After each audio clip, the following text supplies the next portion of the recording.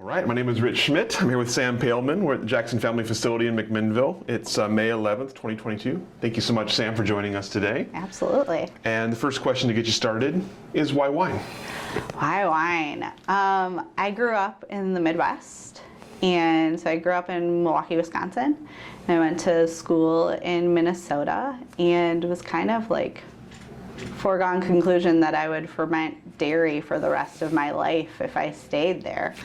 And I was kind of over it. I was always really into the sciences and really loved my micro classes and my micro professors. And so I kind of went down the route of fermentations microbiology and, did a whole bunch with the spreadability of frosting, and General Mills was the big scene in Minneapolis. So I did a whole bunch with that, and or shelf stability of processed cheese, and just was dizzy with knowing useless knowledge.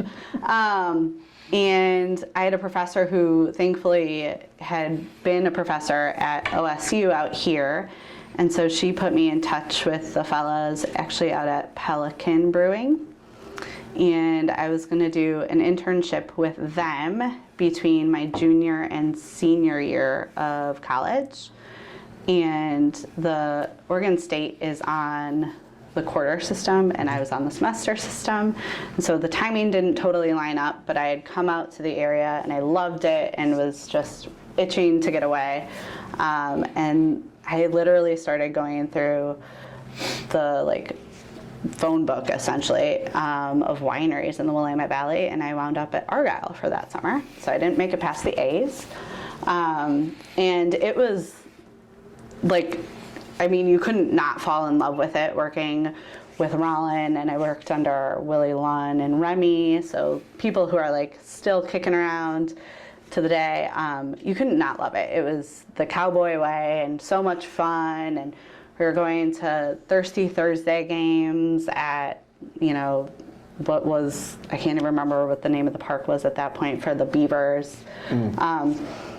And it was just fun, and trying all these great wines and food and the industry right away. I had to go back and finish one more year, but I was hooked. And I'm using my science side, but these people in this community, it just right away that was the way I wanted to go. So that was why wine.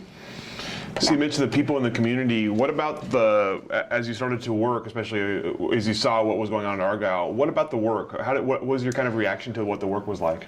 So I kind of always felt like if I didn't do this, weirdly, I would do something, either they were two different levers to pull. So it was either going to be something artsy, but I'm not artistic at all.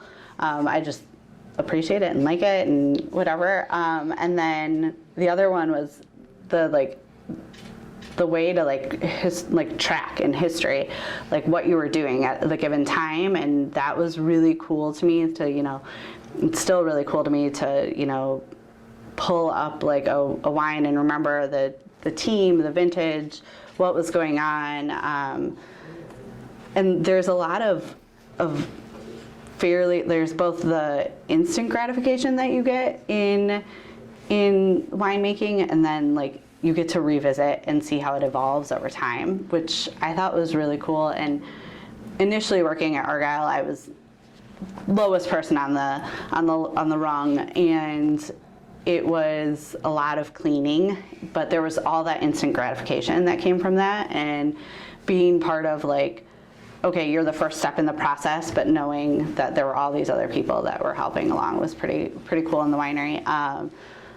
So I still really like pressure washing. It's one of my favorite activities in the winery. I think being an oral, a dental hygienist would be great, except you're in somebody's mouth doing that. But the pressure washing, I don't know, there's just something so gratifying about doing all of that and knowing you're setting things up for success. And yeah, it's a very big pillar for the whole thing. What was your knowledge, impression of wine before that, before your visit to Oregon? What kind of wine background did you have? So it's not like I grew up like, oh, drinking wine every night with family. You know, my uncle was really into it, but I remember drinking like Asti and like those kind of things and hating it. And now I look back and I'm like, oh, I hate it for a totally different reason. And so like I would have sips, but it wasn't it wasn't common. You know, I grew up in Milwaukee. It was like beer culture. And so like I had a little bit, but not to the extent. As soon as coming out here and, you know, thankfully again working with a team that was like so excited to share, and we played options all the time. So I was a sponge, and like that was actually in some ways I think to my benefit, that it was just all so new, and I was just, you know, grabbing at whatever I could get my hands on. So it wasn't something that like I grew up, or like the family wasn't in the business really. So I think it served me well. What were your impressions then of the wines you were tasting out here? So I mean, right away, like Pinot was king, and like bubbles being there was a big thing, and I think that's where I right away just realized how different you could, like one grape could be just so different in the hands of so many different people or so many different places. And you know, now working for a company like Jackson, where we have brands down in California, tasting their Pinot, like the same grape, so wildly different. And so it just, to me, that was the biggest takeaway. It was just how different wine could be. And you know, this one thing that seemed so simple, like from like a common man and an outsider looking in, it was just like, oh no, like this can be something like really, really special. And just again, like how many different ways you can kind of look at the same thing and come up with something completely different every single time. So you mentioned you came out to Argyle and you went back to finish school. So after finishing school, what was your next step? I came back to Argyle. So as I was leaving, they were looking. So actually, as I was leaving, Remy had been there, and she'd been kind of heading up the lab. So I'd worked under her for that vintage, or not vintage, for that summer. And she then was moving on kind of to launch her own project and to go work at a different winery. And they needed somebody to kind of be in charge of the lab for that vintage, and that was 2005. I still had to go back to school, but I called up my friend from school, Nate Klosterman, who wound up, or is still their winemaker. So I called up him and I was like, hey, this winery in Oregon needs a winemaker, or not a winemaker, ultimately yes, a lab person for this vintage. I think his girlfriend was pretty pissed at me at the time that I like made them uproot their lives and move out to Oregon. But he came out, took that job, but meanwhile, like, you know, Argyle had been like, oh, okay, like, if you want a job when you finish school, you've got one. Like, we've got a place for you. So as soon as it was really hard to finish up a senior year when you're like, I don't want to learn anything more about cows. I'm good. But, you know, and then I kind of had a little bit more intent on like what I really wanted to focus on that year, because it was like, okay, how much can I like build on what how much theory can I learn on the practical stuff that I saw, and like try to like peel back the onion layers a little bit.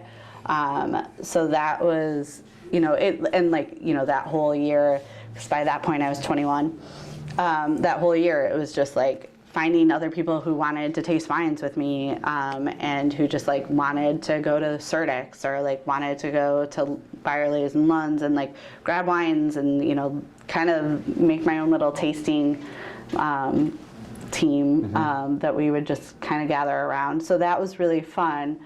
And then I came back out to Argyle like right around Memorial Day weekend, right after I had finished up school, and was there for a bit, and then moved on as we all kind of hop around. I'm sure you've learned that in all of your interviews. And then I hopped over to Domain Serene for a while. So that was the next step on my path.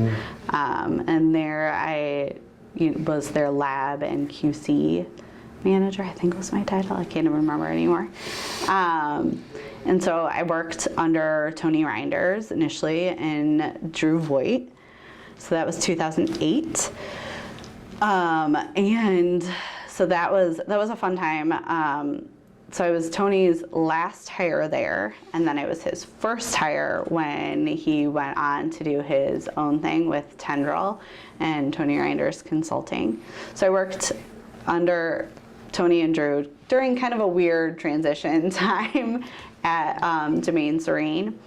But I mean, I went to Domain Serene because it was Domain Serene, and when they had this job come up, I was like, oh, I can use both aspects. Like, they're looking for somebody who's going to do QC, which at that point in the Valley was kind of like new and nuanced, of like realizing that like we were going to have more regulations and like the FDA and like all these things. And so I was like, oh, I had HACCP classes. Like, I had all of this in school. I, was under like the food science area, and so I was like, oh, I can use this. Like, I'll be the perfect applicant.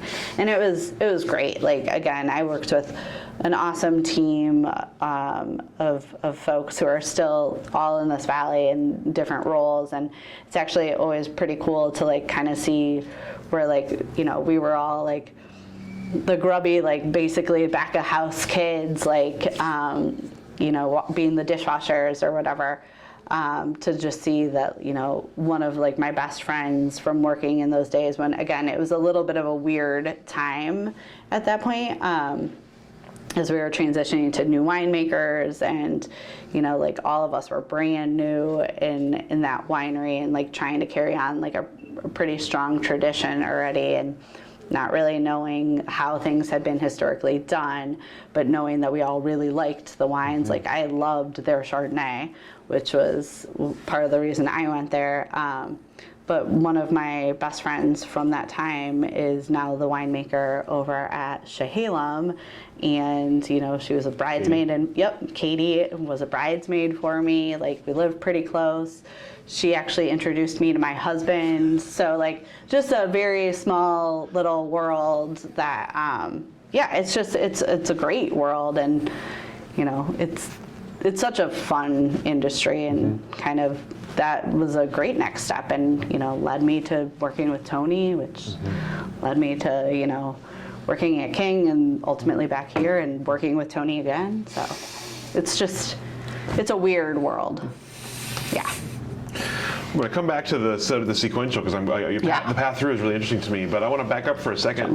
When you graduated, when you came back, you had a summer of experience. You had the enthusiasm, you had the excitement. What did you think? What were you thinking? Like, what did you want to do? What was your sort of dream scenario, or I'm going to go back to Oregon, and I'm going to be. I wanted to be in the lab. Like, I still wanted to figure out like what was making everything tick, kind of thing, and that was still, to me, and it's still, now it's kind of changed, but to me at that point it was still like, okay, like I think I still thought you needed to use your degree. Not that you don't, but I thought like, oh God, I like got this degree, I need to use it and like show that like it was money well spent, or something. I wanted to be in the lab, and I wanted, because I always saw that like everything passed through the lab, so you had this great opportunity to taste everything as it came through, and like, try and calibrate like what you were tasting with what you were seeing in analysis. And I wanted to be in the lab, just because I thought, not wrong, that was a path to like ultimately being like the assistant winemaker or the winemaker. But I thought of it as so much like the brain trust, or like the bird's eye view of everything that was going on. So, yeah. I like that. That's interesting. Yeah. So you mentioned from Argyle to Domain Serene. Tell me about that. You mentioned as a good place, an interesting time to be there. Compare contrast for me. What was different about Domain Serene? What was the stuff you're like, oh, I didn't expect this? So like I kind of alluded to, Argyle was like the cowboy method. Like so much of Rollin is like the lifeblood of that place. I don't know if it's still that way anymore, but like everything was like, oh, just grab a picture and go do it. And like there was like, I don't know, like it was so much like just shooting from the hip, like the whole time, just like, oh, we'll figure it out. Like Domain Serene was just, it was a little more refined.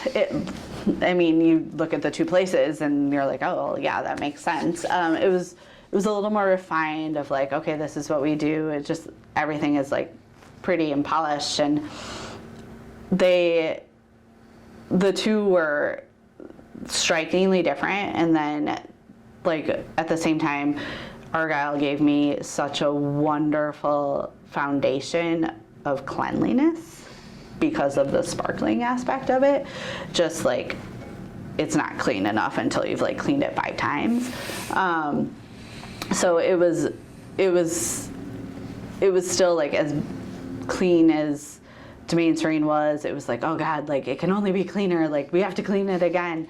But in some ways, Argyle was almost so physically demanding and hard for the sake of like, this is how we do it and this is the cowboy method. And then you go to this place that like you can want for nothing in a lot of ways, where like, oh, we have all the fanciest equipment and all the fanciest tools, and everything is like very thoughtful, and like just everything is like, oh, take a minute, like let's slow this down.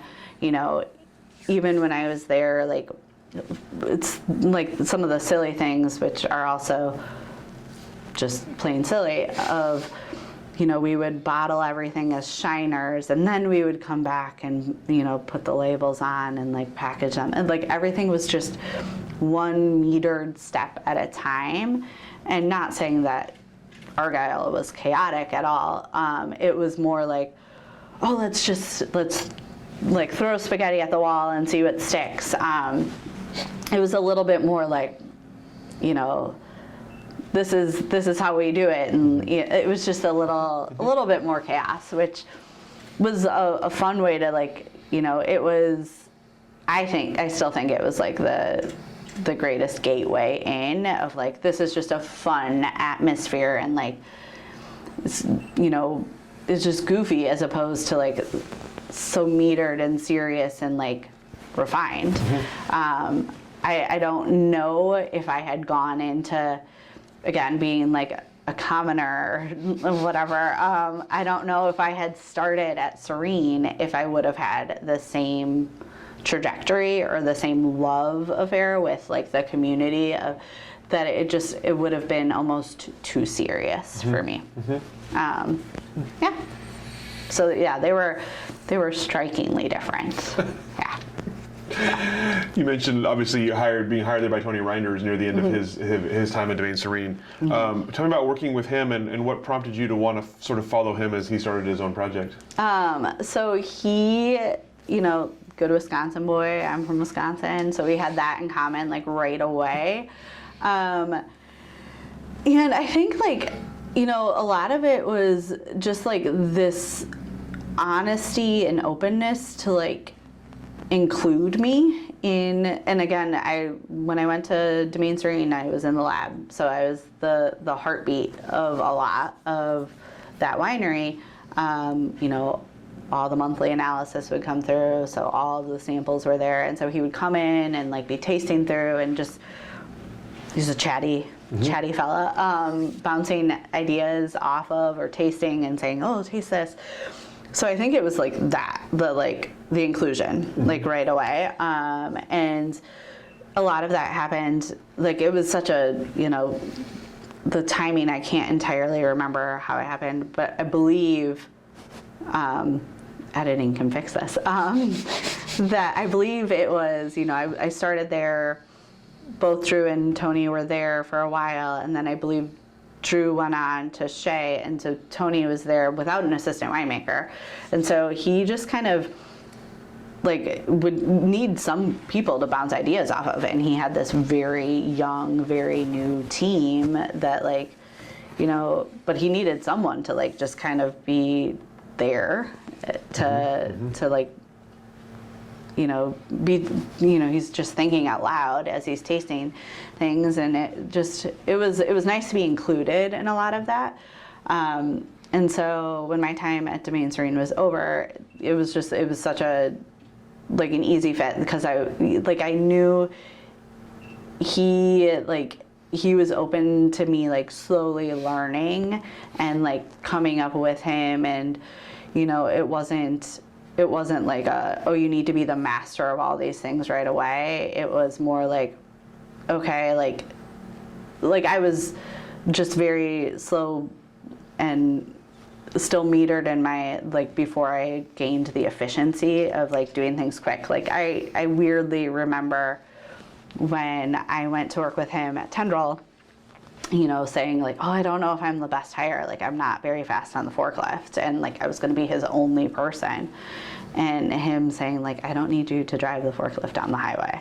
And it was oh, that's true. I'll be very, very slow, and I'll double check my stacking a million times and all of that. So it just, he kind of offered that comfort, and it got to the point where very, very frequently Tony and I didn't need to talk to move a stack of barrels. It would just be it was a very orchestrated dance of okay, I'm gonna go here, you're gonna go here, and but I grew so much with that, and he just kind of allowed the slow progression of me figuring out okay, I really want to go down this rabbit hole for a while, and he'd be okay, let's talk about it. And I don't know, it worked well. You went from two obviously pretty established places to a startup. Oh yeah. Tell me about what that's like, being part of a project as it's getting going. Oh God, it was a lot. It was very much a choose your own adventure, which I loved. It was, I could be as involved or not involved in a lot of things, which was pretty cool.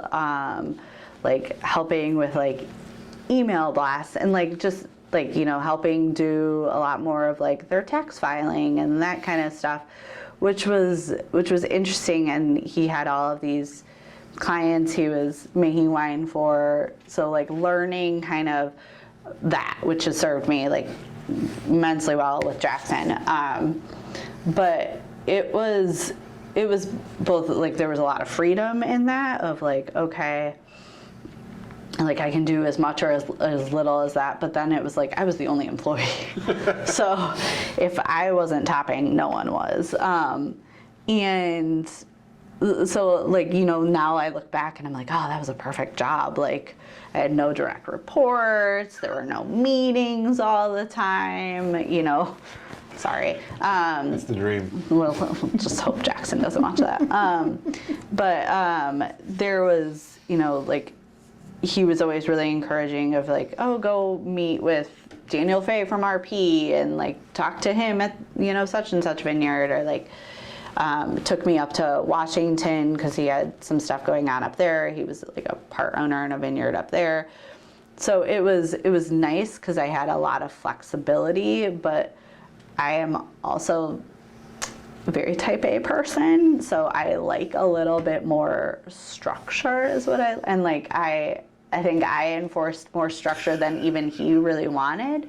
So there was a little bit of that give and take. But it was I learned so much in doing that because I had to do it all myself. Again,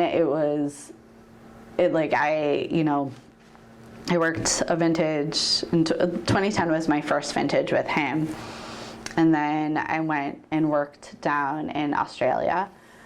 And I had always, again, when I went to work with Tony, I had all this lab experience and a lot of behind the scenes, and I was very proficient in that and was happy to do that. But when I went to work in Australia in 2011, I like intentionally said, like, I don't want to work in the lab. Like, I know how to do it. Like, I'm happy to be like backup for the lab, but like I need to like drag some hoses and get like quicker and more proficient at this, and like, you know, feel like I can hang. And so like that's what I did, and like I really just focused, and like it was like 3 of us on the night shift, like running a bubbles program, and like, you know, it was brutal to like, I got put through my paces, but I came back like kind of ready to be like, okay, I can, you know, not only can I run any analysis that Tony deems us needing to do at like our little operation, but I can also like, I feel a lot more competent in like pulling this like topping line apart, or like, you know, bulldogging these barrels by myself.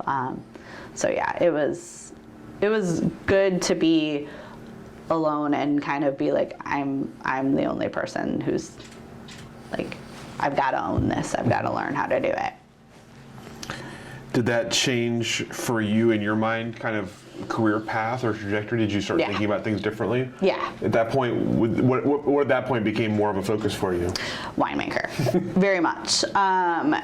It like, because I mean, as much as like I value a lab and like the brain trust and all of that stuff, he like really like those vintages there, and I always feel bad because I say it to our lab team and our lab interns, as valuable as a lot of that information that comes out of the lab is, I could do my job without it. Like Tony really, like, I have never, like, we tasted so much all the time, and did so many things purely on taste, and then we'd check our numbers afterwards. Like, there were so many acid trials, like, on every single fermenter, and then we'd be like, oh, does that make sense after the fact? Mm-hmm. Like, we like where it is, like, balance-wise, but, like, does it make sense? Is it going to be micro-safe for it, like, down the road?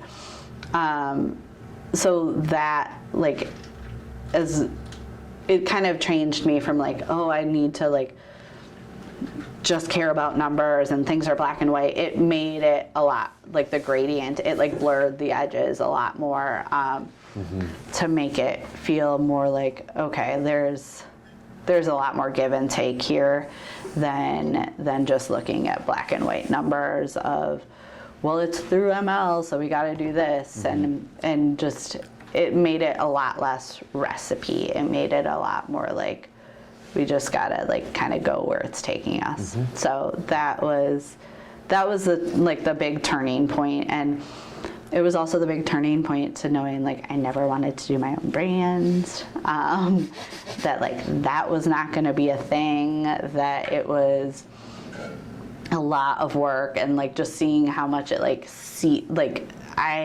working there, like I treated like every like dime like it was my own, and I just was like, oh, I never want to own my own brand. That it was just, it became like too personal. Like I remember like, you know, like hosting tour groups out there and just like running the credit card machine and just feeling like, oh, if I didn't get, or like Tony and I tried to distribute for a while, and I remember like going and like lining up with all these reps, like sales reps at like different places in Portland, and taking it so personal when people didn't take our wine. And like, you know, I think I had like lined up 5 appointments one Friday, and I was like, you know, went into the day like, oh, if I get 3 placements, I'm getting happy. And after like the first 1 or 2 appointments, I was like, if I get 1, I'm gonna be happy. And so it was not only the turning point like away from lab, but like also like the turning point away from like ever really wanting to do my own thing, just because it was just, it was too much. It was way too much. It was interesting the way you talk about that kind of having to push yourself away from recipe or push yourself away from, I mean, obviously your science background, right? Your science background. Was that difficult for you to kind of give up some of that control? Oh yeah, it still is. You can ask my team.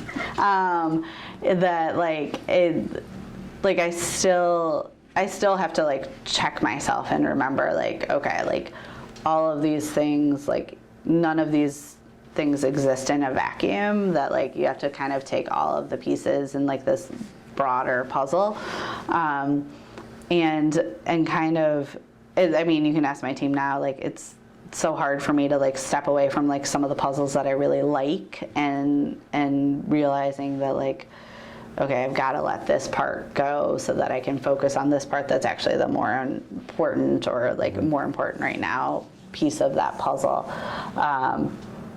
And just, I think it was also like a sense of pride thing of letting some of that go that like had been like my whole foundation, or like my whole job had been like running these numbers, and then realizing that I didn't always need these numbers was kind of like, well, then what was I doing for like 40 hours a week was kind of like, or like, and also like, I think, you know, having worked for some folks who like, I would, you know, pump out all these numbers and just be like, oh, here's like all of these free SO2s for the month.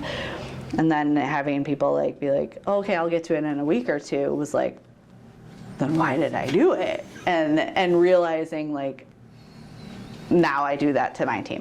Because they're like, oh, I have so much to do. So it was hard, because it was like, oh man, I'm becoming that person, but also I understand the value in some things, and then some things are like, well, hey, if I can let something slide.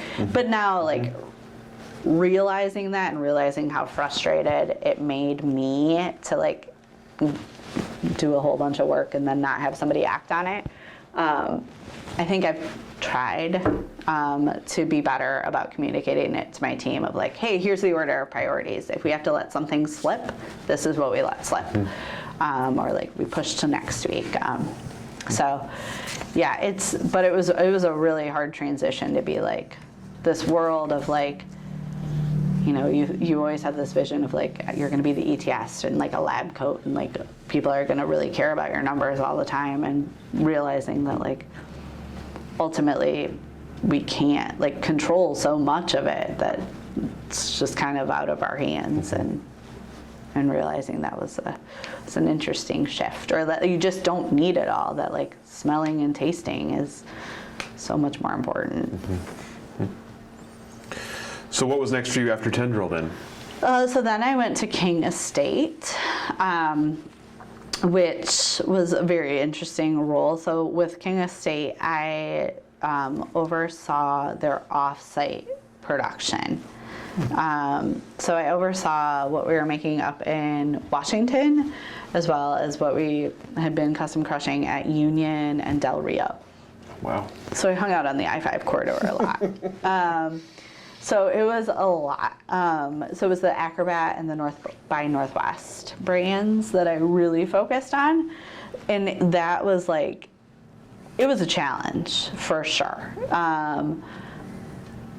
It was a challenge in the sense of like, yeah, I'd always like, you know, with Tony and with Domain Serene, I had always like worked with like the highest quality and like these premium, like tiny lot ferments.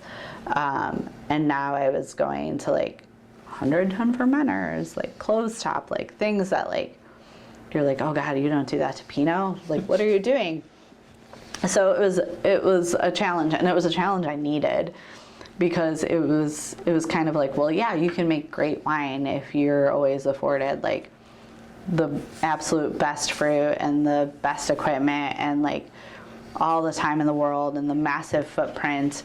But when you're all of a sudden tasked with like, okay, you have to get this through in 3 turns to get through your vintage, it was a new puzzle and like a new challenge, and it was like, I like, you know, and it's something that we talk about a lot as a team.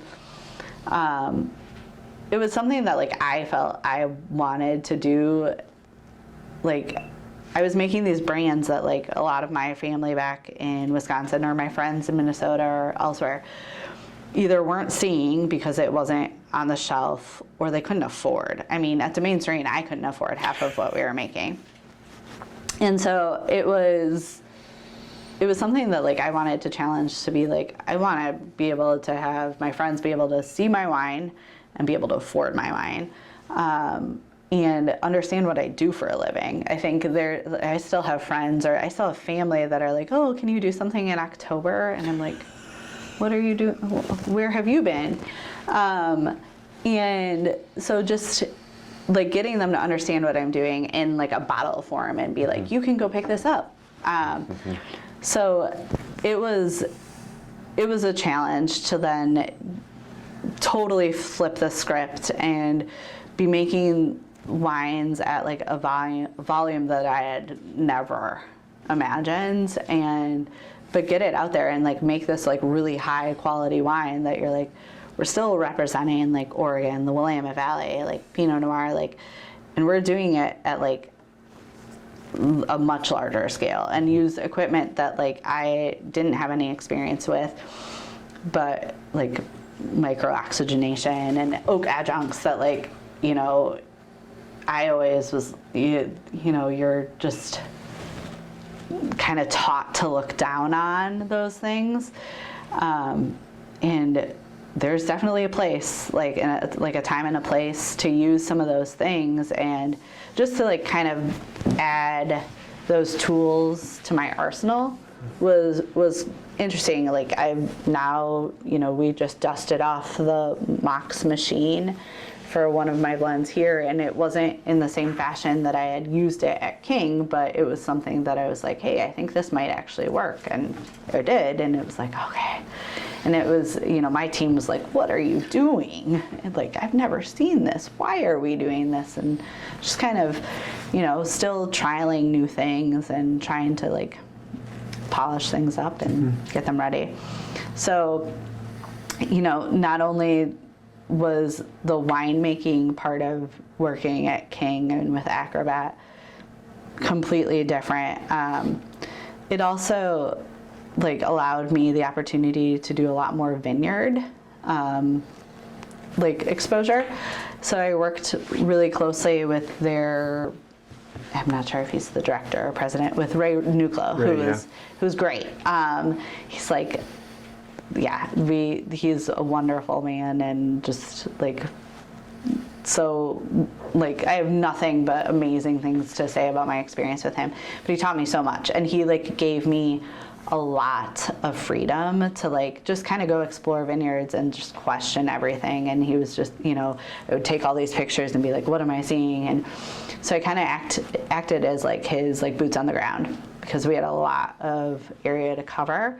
And, you know, I would be driving past all these vineyards as I'm going up and down the I-5 corridor, and pop into all of these places. And like, you know, I kind of felt like the narc a lot of the time, going into some of these different vineyards and being like, they say they don't have a mildew problem, but like I'm taking pictures and I know they have a mildew problem, or like they're getting a lot more tonnage to the acre, and like, you know, just kind of being there for like picks. And it like, I think being in that role where I was doing a lot of the winemaking side at various places, but also, you know, in like, you know, Walla Walla, or like just different, like completely different areas that I hadn't really had the time, other than like a very cursory visit to a vineyard every once in a while, but like really like studying these different places just made me realize more and more like how important like good vineyard management is. And like we all like say it, and it always feels pretty much like just something we're supposed to say of like, oh, the best wine starts in the vineyard. But like out there, like you just really like that experience and being in some of those vineyards like was just like, oh my God, no, like it's night and day between like different vineyard management and different crop management and different like just night and day of like what we were getting, the quality, and yeah, it was great. It was a wonderful experience, and like again, like Ray gave me so much autonomy, but then also would be the heavy of like he would drop the hammer. It was never, he was never leaving me out to be the bad guy of, you know, because I just was questioning everything and was just like, well, I'm used to seeing like, you know, 2 to 2.5 tons to the acre, and like what is going on with this, and like cursing Scott Henry's name for like all of Southern Oregon, in terms of like, it just was more fruit than I had ever seen, and it was Pinot Gris, which I had no exposure to really, and just like doing estimates and kind of like just seeing like, oh my God, like managing those vineyards in a way that's going to keep them healthy and is just completely different than managing like something that's 2 to 4 tons to the acre. It just was, it's a whole different ball game to manage some of those. So what prompted the next step for you? Next step. So part of why I decided to leave King was actually I missed the community up here. And so I found myself, so I moved down to Eugene, and I found myself every weekend coming back up to Portland. But ultimately, me moving, I lived with Katie from Chehalem. So me moving to Eugene meant that my now husband answered her Craigslist ad to fill my room. So it like all happened for a lovely reason. But so I like missed being up in Portland, and I was toying with the idea of like, okay, like, you know, I've kind of like, you know, I left Tony because I was never going to be Tony Rynders for Tony Rynders Consulting, and so I like had maxed out there, and then went to King, and I didn't love Eugene, and I missed the community, and I missed Portland and all my friends, but I was starting to feel like, okay, am I ever going to break past this threshold of assistant winemaker, or is it time to look at like getting an MBA? So I had kind of actually been thinking like, okay, I'm gonna go back and like go to business school and kind of look into all of that. And I love wine, and I love like, but am I ever actually gonna break past that to the point where like you're making a living wage and you can actually afford to drink the wines you want to drink? So I had kind of really been looking into that and talking to friends who had gone back to school about like, okay, like how do I tackle this? Like what schools do I even look at? Like am I looking at like a wine business MBA, or am I like just looking broader? Like what communities do you look into? So I was really, really looking into that, and kind of wanted to hit the reset button, and kind of was like, okay, I want to go somewhere where I know I'm going to know what I'm doing for a while, just to figure out like my headspace. And so I connected again with the same group that owns Argyle, and went down to New Zealand to work a harvest at Wither Hills, and was like, okay, like, you know, it's mindless, but like I'll come on and I'll be like an area lead, or like a section lead or whatever.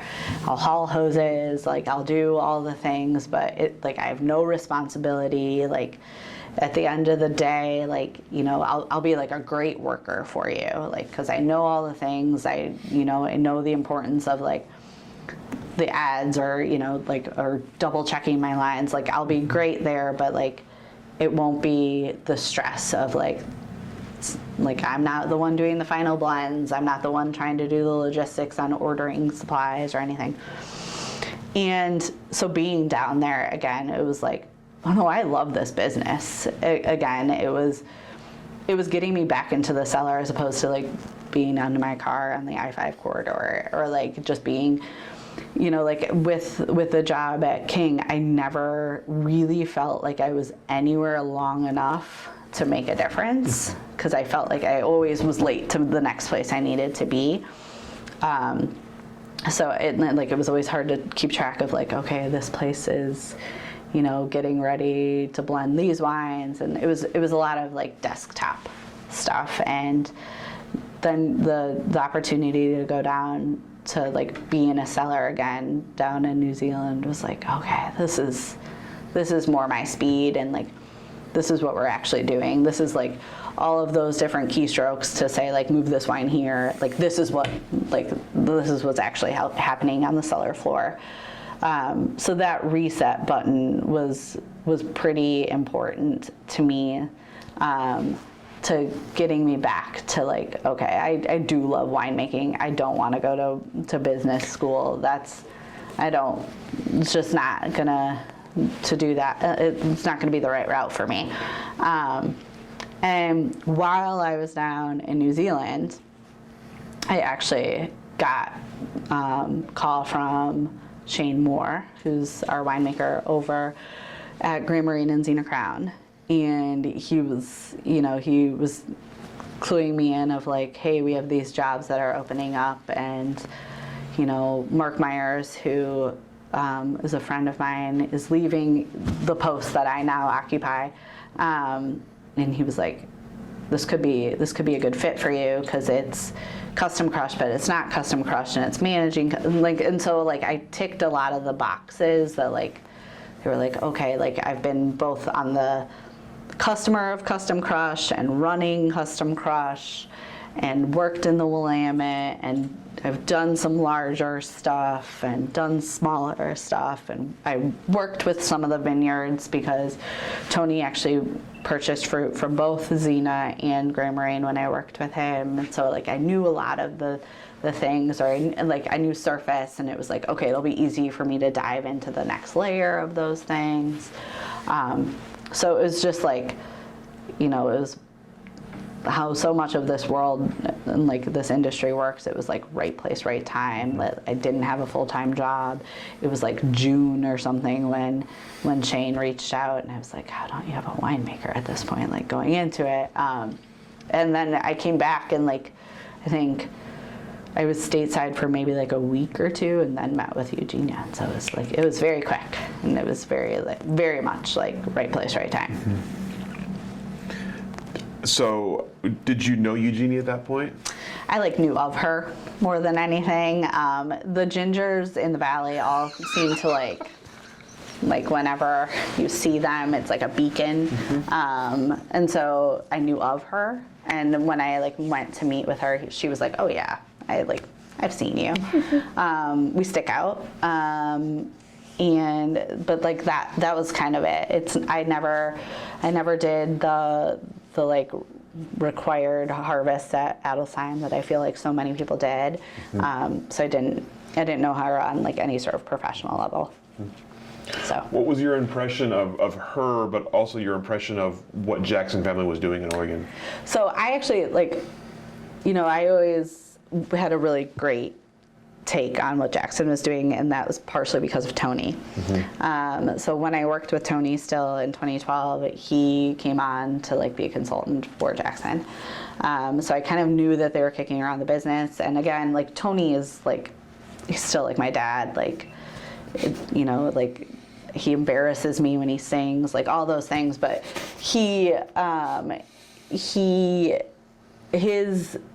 his take on like them being there, he was like, this is really good for the company, like the valley, and they're doing it the right way. They're keeping everybody in the vineyards.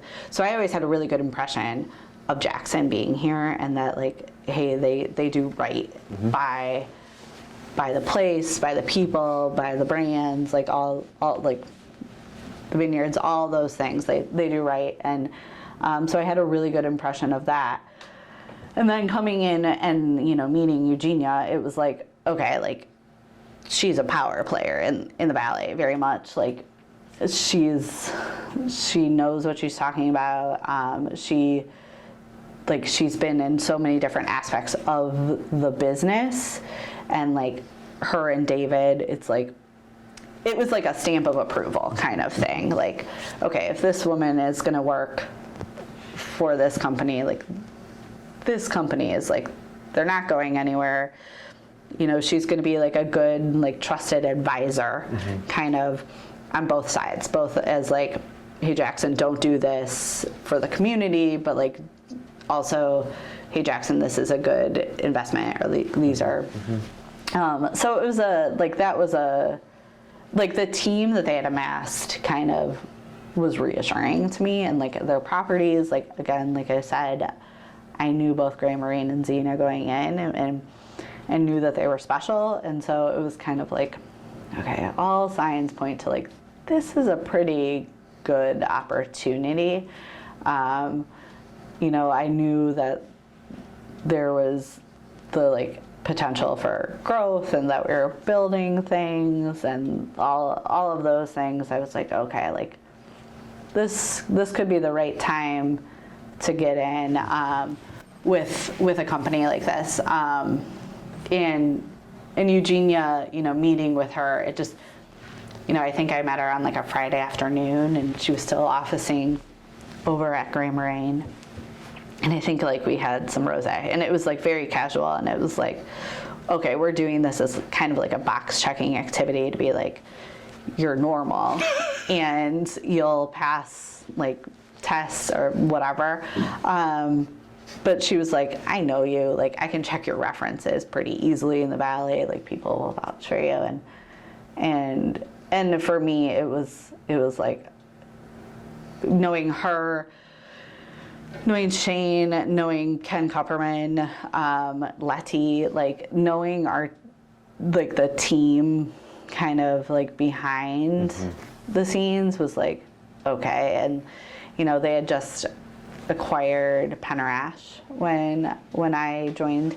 And Lynn is like another one who, like, I call her Aunt Lynn.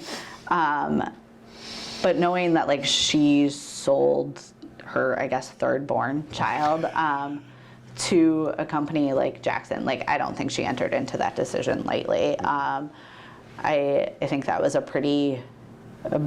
another really big stamp of approval that she had gone to Jackson, and like that was a powerful, like in some ways almost more than even seeing Eugenia, knowing that like Lynn had sold her company, like her like namesake to Jackson. It was like, okay, like you're not gonna let them do anything bad to this. Like you're gonna be here as like a very strong, and she is a very outspoken person. So that was big. So as you understood it, when you met with Eugenia, when you're offered the job here, what was your role going to be, and how were you going to you mentioned it's kind of late in the season. How were you expected to sort of dive in? Yeah, it was late in the season. The role initially, I think I came on as like assistant winemaker for both Gray Marine and La Crema or something. And that was my first title. And it was weird. It was a weird role because we were still making wine over at 12 the Maple, which was like a good way to like kind of dip your toe into it, because it afforded me the opportunity to spend a lot more time in the vineyards. So my role there was to like basically post up over there and oversee winemaking. And so it was like I said, it was a lovely little way to kind of be like shout out all of these things that had to get done, and then be like, I don't have to manage the team, like just figure out a way, and like walk away, like, which I'm sure they loved. But like, so I could like pretty, not leisurely, but like, pretty intensely like walk around and taste and like smell and like just really hem and haw that first vintage, and like really like pick apart every tank and pick apart every work order that I was doing. And then I would just drop like a massive email on them and be like, I want this all done in the next 2 days. And like they would have to do it because it was like, okay, they're scheduling the teams and like what, like, I don't think I was the worst client there, but they might disagree. They like, it was a great way to come into it because it like allowed me to really like pick apart doing things in 10-ton tanks and doing things in open top, like 2-ton tanks versus the 10-ton tanks, and do a lot of trials and a lot of different, like it was, and we were doing a little bit of the Penner there that didn't fit at their place. And so it allowed me to like kind of pick apart the different winemaking styles too, especially because a lot of them, including like Serene, were all drawing from vastly the same vineyards. So it really allowed me the opportunity to like dive into like what is making each of these brands different when so many of them are coming from the same sourcing, without having to go to meetings and without having to, you know, go, you know, manage like, okay, this actually has to get done. I need to figure out who's going to do it. I could just like spend hours like looking at analysis and racing back out to the tank and just not having to like answer to anyone. Kind of, it was a nice little way to like kind of ease my way into like overseeing a larger winery, but also like knowing those vineyards and like, yeah, it was a nice little segue.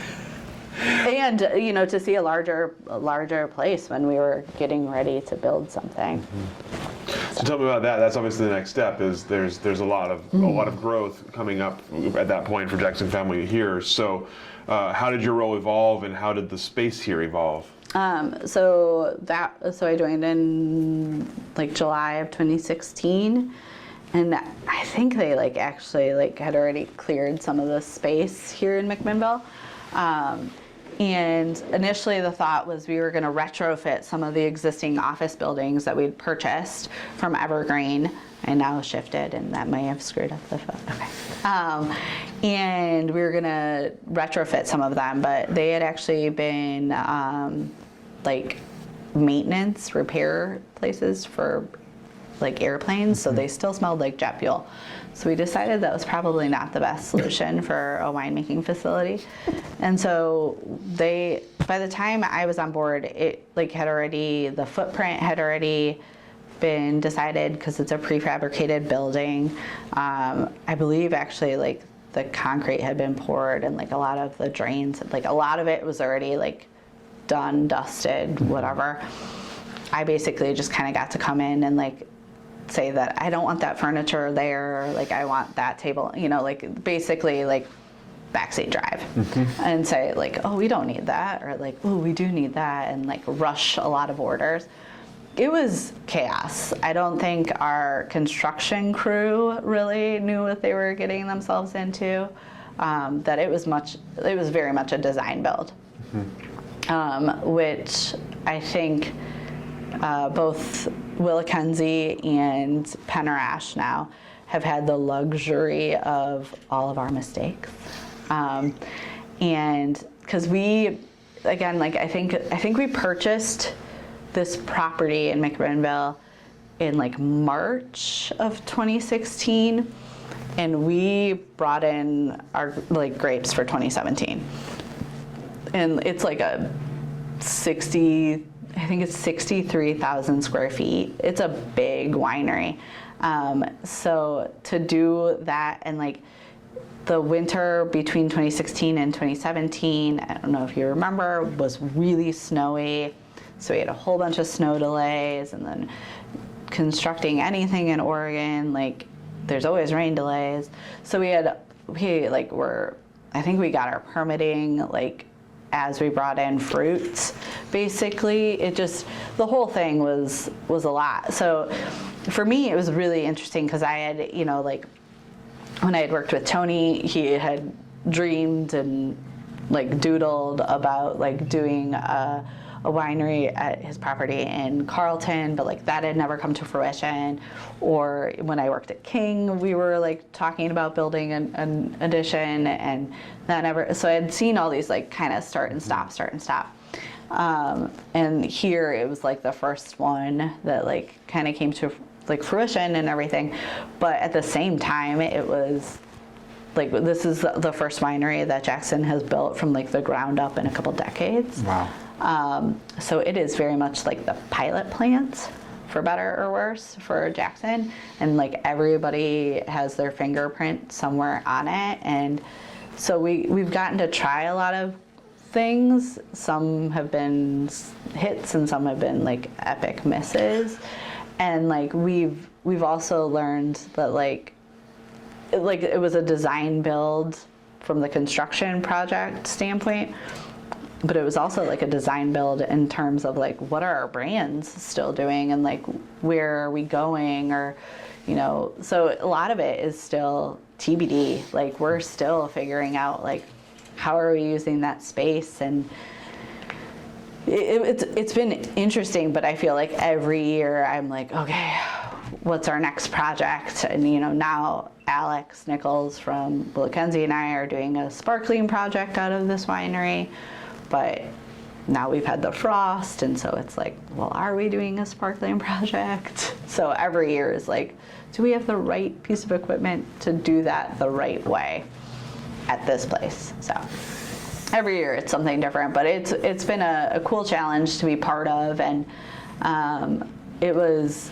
a lot of phone calls, and it was a lot of like double, triple checking like drawings and quotes, and like crossing our fingers. Like our press got delivered to Stoller, and Stoller got our press. So being like, no, like you need to come back and switch our presses. And Ben Howe, who's over there, had been my boss at King, and so calling him up being like, I think my press is there, and he was like, oh, I was wondering like why I got an axial feed, and I was like, you didn't, but I did, and I need it.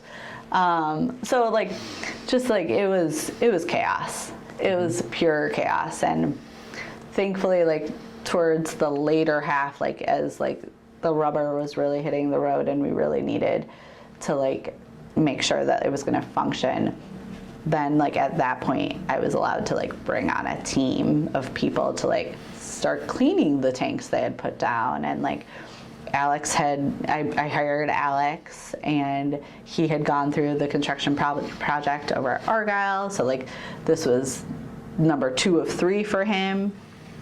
And he was able, and he's much more mechanically inclined than I am, he was able to be like, well, that's not going to work, or like we don't need that big of a pump. And so he was able to like kind of correct really quickly before we were really up a creek. So yeah, it was fun. It was a very interesting first vintage, but we got through it. So I think we only blew the muss pump or the muss line like a couple times, so not a big deal. Like you describe it as fun while also giving the impression you'd like to not ever have to do it again. Yeah. Well, you know what? I would do it on like a much smaller scale, and I would do it if like I was involved from the start, as opposed to like, oh, I came in like a little bit into it, and like there were some things I couldn't undo where the drains had been placed, or like some tanks had already been ordered, and I was like, oh, I wouldn't have done that. So I would do it if it was smaller, if I was there from the start, and if it was a longer timeline.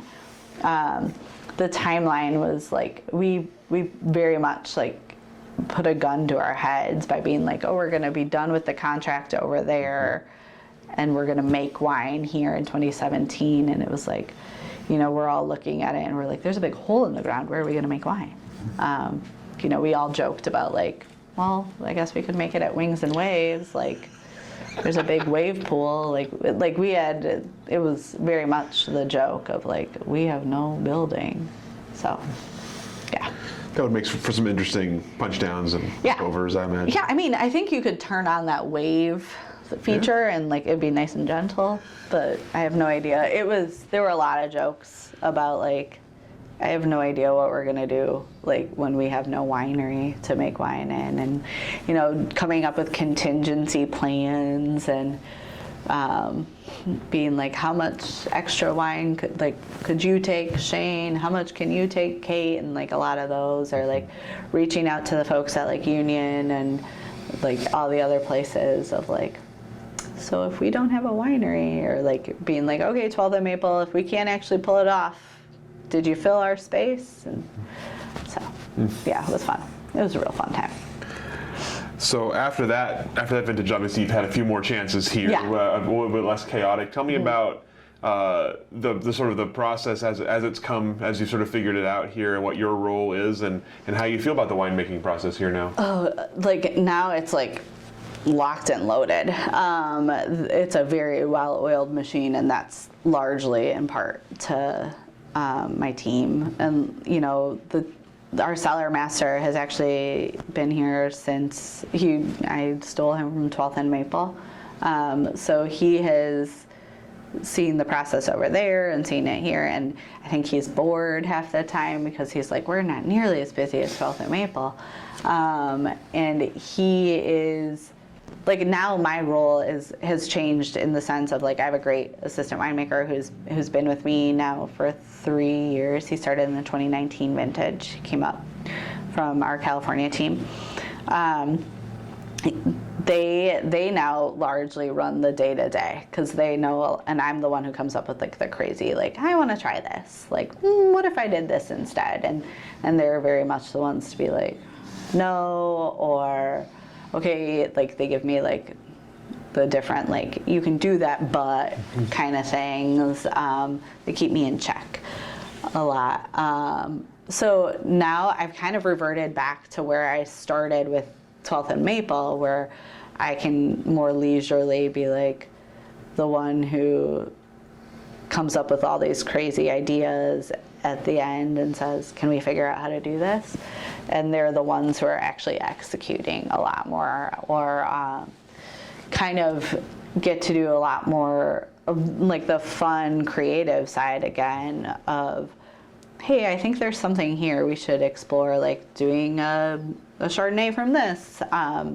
So I get to kind of go back into that world a little bit more, or doing a sparkling project where, you know, it's again full circle back to Argyle, but in a very different way, where like Argyle, when I was working there doing sparkling, I was cleaning tanks. Mm-hmm. You know, I was the one who, oh, you're small, you can get in and clean the disgorging line, or like those kind of things. And now it's so funny because it's like having like PTSD or something of being like, oh, so that's why we did that.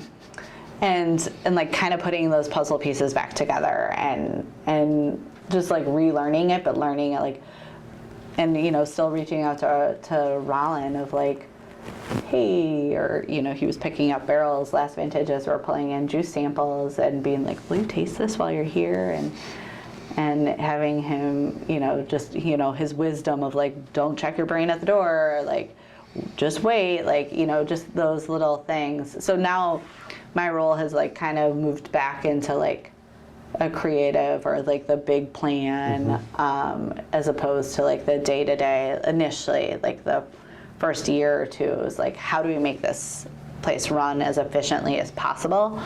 And now I've kind of switched into like, okay, like we can run it efficiently. They can run it more efficiently than I can. They're out there actually doing the things more. They know, you know, we can pump this many barrels in these days. And I'm more like just whimsical about like, I want to do this, or, you know, out in the vineyards, just really getting kind of in the weeds a little bit more. Literally. Yeah. Yeah. You talked earlier about you having a pretty positive impression of what Jackson Family was doing in Oregon before even a lot of us even knew they were really here in Oregon. Obviously, that was not everyone's reaction to Jackson Family coming to Oregon. I'm curious, from your perspective, how you were received as you started working here, and how the transition process went for you. It's still always funny to me, and I like say this anecdote all the time. When people want to like us, they'll call us Jackson Family Wines, and when they don't want to like us, they'll say, oh, KJ. Or like I'll still get like, oh, you work for KJ, and I'm like, I've actually never made a bottle of KJ. Like, there's no KJ made in, or Kendall Jackson made in Oregon. So I think that's still out there, but like the people that like I guess I associate with don't think of it as a bad thing. And I think we've amassed like some pretty stellar talent from the Valley that work for Jackson. So you kind of almost like have to start to be like, okay, it can't be that bad of a place, and like these people can't be that bad. And I think there's also, so there's like strength in numbers on that front. I think there's also like this like, you know, Eugenia's out there, all of us are out there kind of saying like, yeah, we may be the big bad wolf, but like, we're not that bad. All of us are like with the exception being Shane, all of us came up in the Oregon wine industry. So it's still like we recruited local talent, like, you know, like Kramer came from Serene and had always kind of made his home up here in the Willamette. I had always been here. Like Kate was like born and raised as a coastie. And so like all of us had been around for so long in the Willamette. It's not like we were bringing in outsiders who didn't know what they were doing. And so I think that is hopefully starting to switch a little bit. And I think people are learning with like, we have a little bit of brand power, and like we have, yeah, just a touch. We have like, they're learning how to use us as like a good, like we have some good resources. When the fires hit, and like the thing is, the Oregon community is like so collaborative, but when the fires hit, like we were pretty fortunate. I was super fortunate because I was on maternity leave, so I could like be like, oh, sorry. But when the fires hit, we actually have our own internal lab. So we weren't like in the queue to get into ETS. So we could send to our own internal lab down in California and get like the full smoke panels.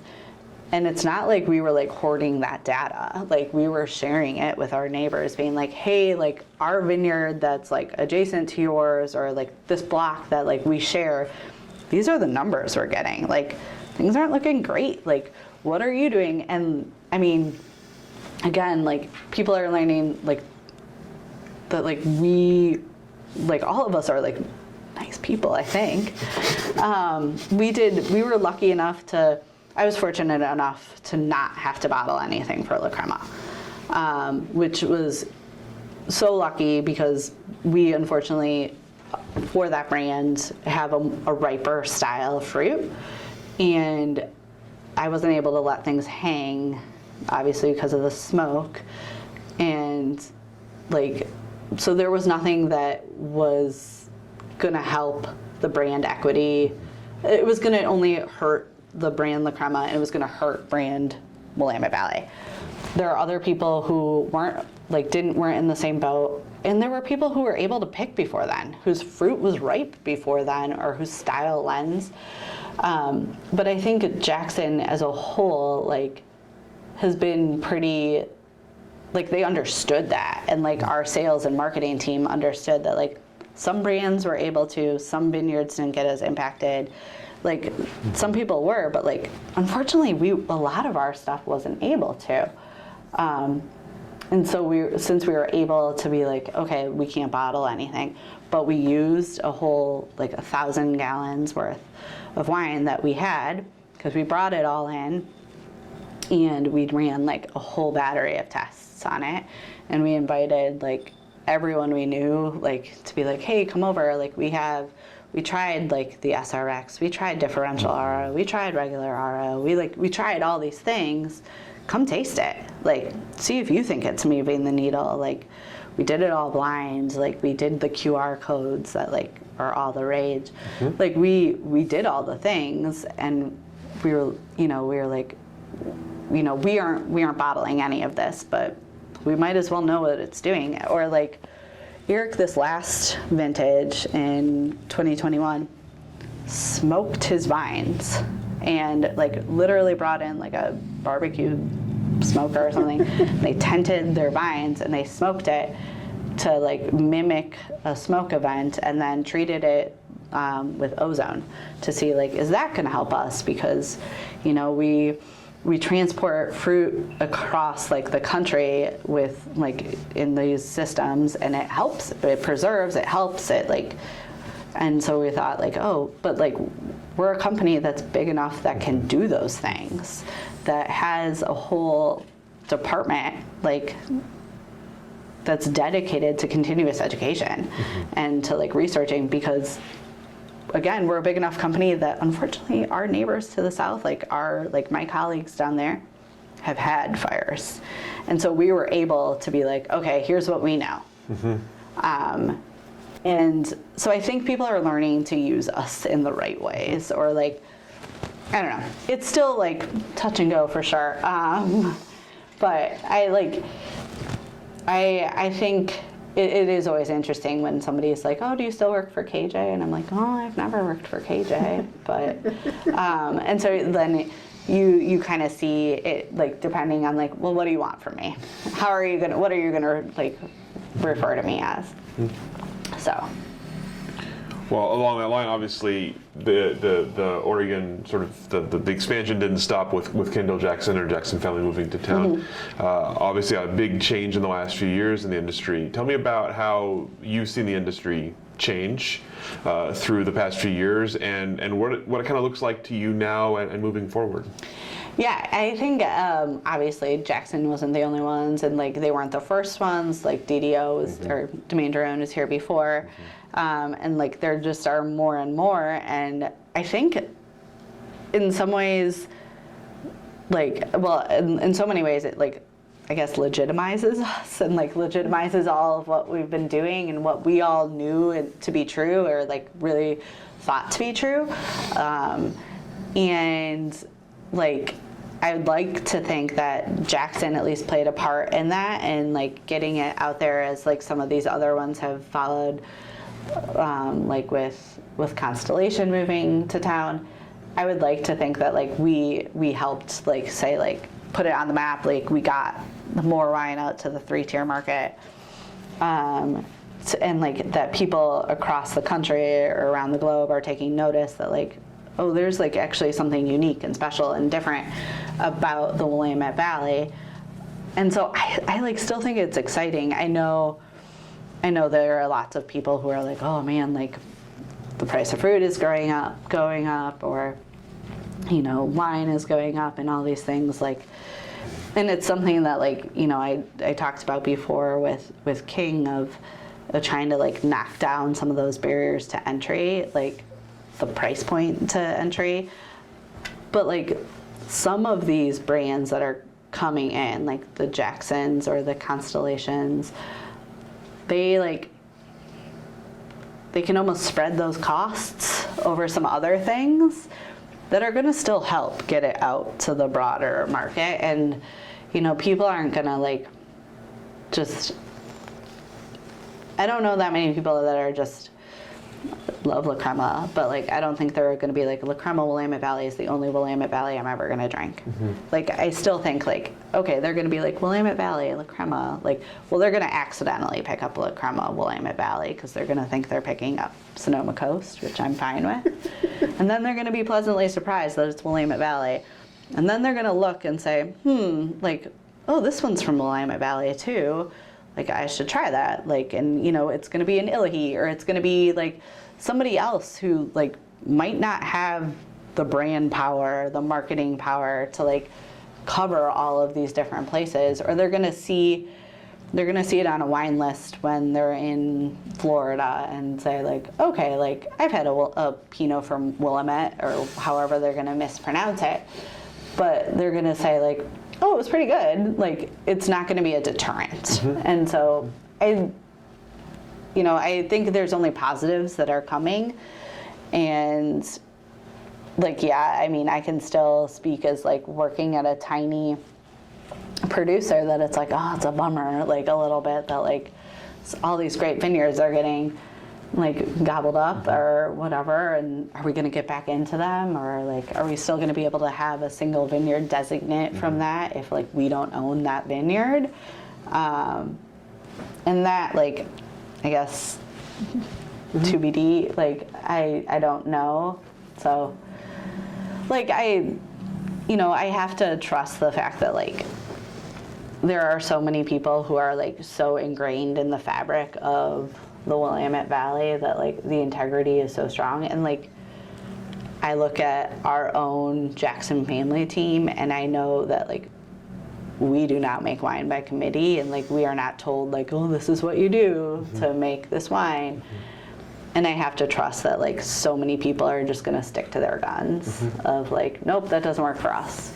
And that's actually one of the most powerful, like, tools, assets that, like, Eugenia brings to our team for, like, the winemaking side of the Oregon team, is just kind of being contrarian to, like, some of the things that, like, like, they're like, oh, you guys should get a little higher yield, and Eugenia's like, it doesn't work in Oregon, like, it does not work, like, or, like, higher yield either in the vineyard or, like, from juice. Like, she just is, like, she is feisty. So that really, it helps us, like, kind of, she will go to bat when it counts for quality, especially, like, the Willamette, when, like, her and David have done so much work. She's not gonna, I have to, like, trust the integrity of, like, those people who are really, really, like, the ambassadors and kind of the ones who are, like, taking it to the steps of wherever, like, the Harry Peterson, like, I have to trust that the old guard is, like, they may be like, we're getting older, but, like, we're still not quiet. So I want to go back quickly to a point you made earlier. You're talking about working at King and working at some of the, seeing 12th and Maple and seeing the sort of the mass quantity wines, and thinking about both affordability and sort of reach for those wines for people who, in your life, who may not be able to access other wines. It's a really interesting point to me, and I'm curious, as you're thinking about making wine at that scale, especially a brand like La Crema, which is everywhere. How do you sort of focus on, what's your focus on for making sure that what you're putting out there is a good representation of the Willamette Valley? How do you what are you trying to get out of those bottles? What are you hoping people will get when they buy out a La Crema Pinot Noir? So for La Crema, like, the consumer there, like, has come to, like, really, really, like, they have expectations for a brand like La Crema, and, like, we haven't thus far broken brand La Crema. I was actually just chatting with the director of La Crema, and he was like, in some ways it's, like, both a blessing and a curse that, like, we can do no wrong, but, like, we don't want to be the ones to do something wrong. And so La Crema, like, they expect fruit, and, like, they expect, like, this plush, round, like, very fruit-driven wine. But then you throw in Willamette Valley, which, unlike California, like, we have a lot more variability in our vintages, and our acid is, like, one of the things that, like, the feminine, like, a little bit more feminine, lighter on it, like, its feet, like, wine is what makes it so Oregon. And so I think it's still, like, a nice little balancing act of, like, you're trying to make sure that you like, for me, it's like, okay, I pick a little bit later than I would if I was making a wine for myself.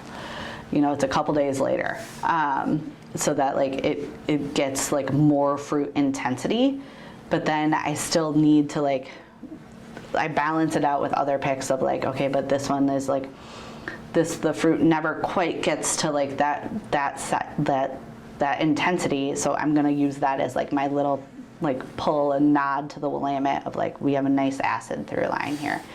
And so, like, but then, getting it out to the broader, and it's something that, like, I really, this year, on the heels of 2020, when we didn't make any wine, then the 2021 being told, like, okay, we need it in the market, like, we need it to go from your bottling line straight to the shelves at, like, Fred Meyer or Safeway. is something that like as a winemaker, like no, and it's been tough. But that's like why we kind of played around with like some of the things over in the winery using mocks and like just getting things more ready to be out there and know that like I want to make a wine that like with Acrobat or with La Crema that's ready to be drink. Like I want somebody to be able to open that bottle right away. I don't want to have to put a big label on it that says like, okay, buy this now, but now I want you to wait like a couple years to drink it. And it's, you know, something we deal with our sales teams of like, I want you to hold it for release for X number of months or a year or whatever for it to come out of the weird bottle shock stage. And a brand like La Crema, like I just have to assume that they won't hold it. So I have to be confident in it going to bottle and being at somebody's table like 2 weeks later, which is interesting. And so it's something where I always, like I'm my own worst critic, as I'm sure most winemakers are, where I'm always like, oh man, it's a little tight. I would love for us to wait a little bit and then just be like, okay, there's this many positives and 2 negatives or whatever. And I have to trust that like the positives are going to outweigh the negatives and that at the end of the day, I'm not going to hurt La Crema and I'm not going to hurt Willamette Valley. And that's why for me, I didn't feel I could do that with the 2020 vintage. I felt like I was going to hurt one of them beyond repair. And so I didn't feel I could comfortably do it with when my fruit was able to be harvested. And getting that, like I'm thankfully at a price point that hopefully most people can afford to buy with La Crema, but they're still getting a really quality wine that I feel like they're going to be happy they spent their $25, $30 on. And it's, it ranges from like, is it a Tuesday night wine? I don't know. Is it like a Saturday special occasion wine? I don't know. Like, but it's hopefully something that like there's something for everyone. They're not going to be, it's going to be a good representation. They're not going to be disappointed they spent their money on it. They're not going to be disappointed that somebody brought it to their house as like, a housewarming gift. It's like, it's dependable. We're a dependable brand. We're the Toyota. You turn that wine over and it's going to start every time. It's great. Yeah, it's great. What's next for you? What's in the future for you, personally, professionally, and for Jackson family here in Oregon? Oh man, I guess professionally, personally, we're working on some cool projects. I'm excited to do some sparkling. I think I alluded to that. So I'm really trying to actually. There's a sign right above your head that says Jory. I'm really diving into, when we purchased Willikenzie back in 2016, it came with 2 estate vineyard properties, one of which was Willikenzie, and the other is Jory Hills in the Dundee Hills.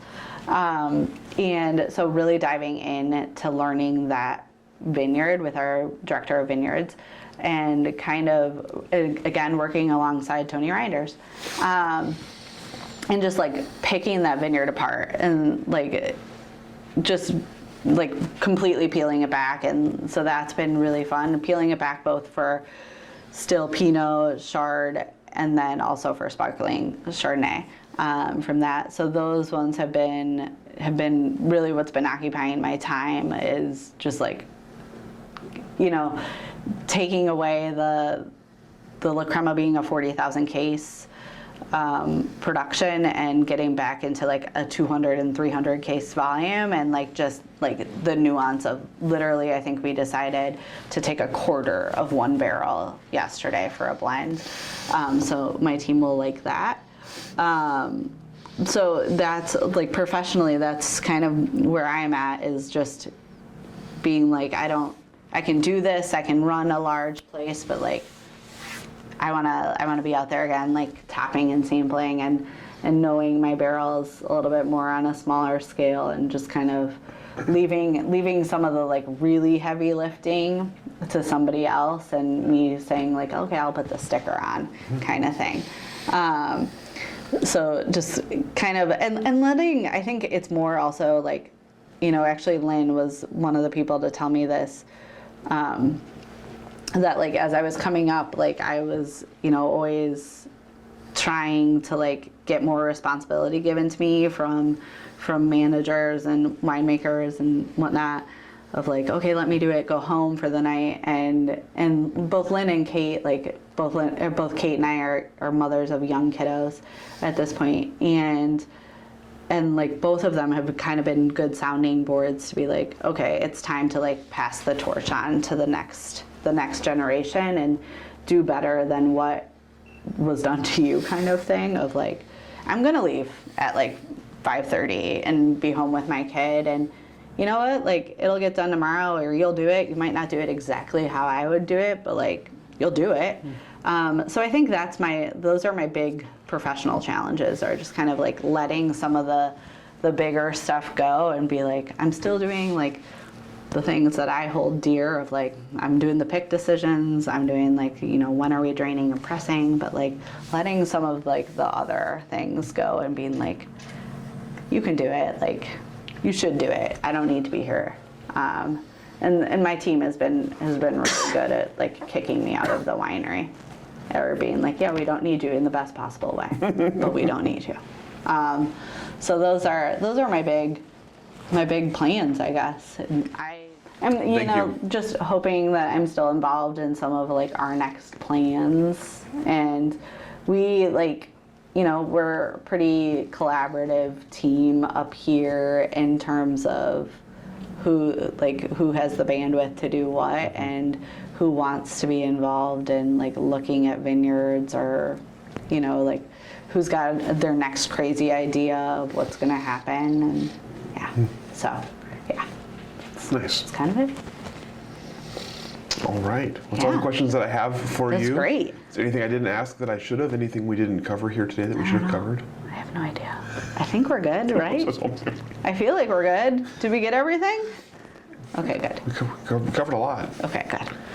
Thank you so much for your time, thank for your stories, for your generosity here today, and we will go ahead and let you off the hook. Yeah, thank you.